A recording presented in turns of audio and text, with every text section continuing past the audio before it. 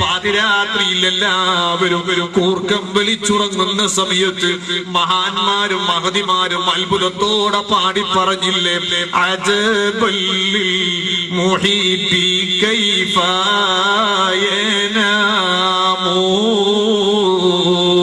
കുല്ലു നൗമിൽ അലൽ മുഹീബി ഹറാമു. അത്ഭുതമേ അത്ഭുതം.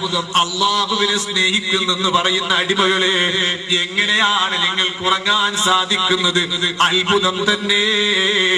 സ്നേഹിക്കുന്ന വ്യക്തിക്ക് സ്നേഹിക്കപ്പെടുന്ന ലക്ഷ്യത്തിലേക്ക് എത്തുന്നതിന് മുമ്പ് എങ്ങനെയാണ് ഉറങ്ങാൻ കഴിയുന്നത്? അജബല്ലിൽ മുഹീബി കൈഫ യനാമു കുല്ലു നൗമിൽ അലൽ മുഹീബി ഹറാമു.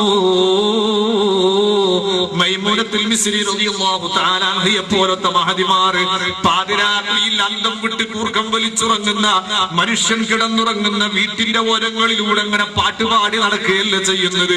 അവർക്ക് ഉറങ്ങാൻ കഴിയുന്നില്ല. ഔലിയാക്കളുടെ നേതാവ് മഹാനായ ശൈഖ് മുഹിയുദ്ദീൻ അബ്ദുൽ ഖാദിർ ജീലാനി ഖദ്ദസല്ലാഹു സിർറഹുൽ അസീസ് തങ്ങൾ ആരാണ് മഹാനവറുകൾ നമുക്കറിയില്ലേ? വകുല്ലു വലില്ലഹു ഖൽബുൽ ഫഇന്നി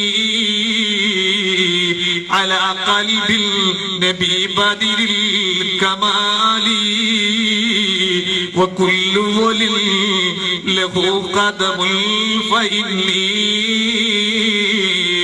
അലാ ഖദമിൽ നബി ബദിരി തമാമി.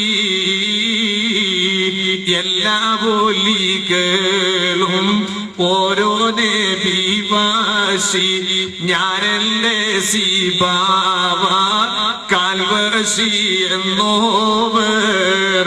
ഞാൻ എന്റെ ജീവിതത്തിൽ ആരെയെങ്കിലും സ്നേഹിച്ചു പോയെങ്കിൽ അത് മഹാനായ മുഹമ്മദിനിൽ മുസ്തഫ.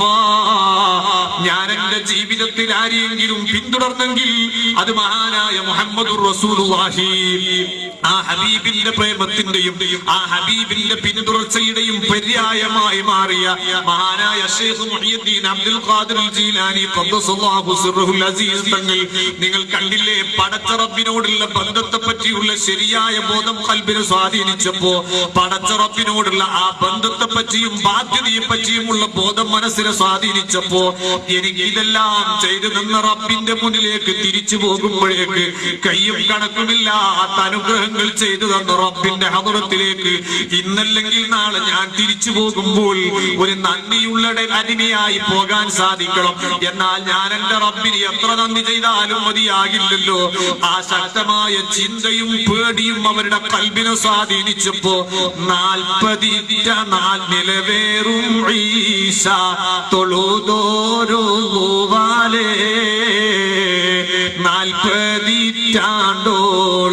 സുബ്ഹി തൊഴുതോവർ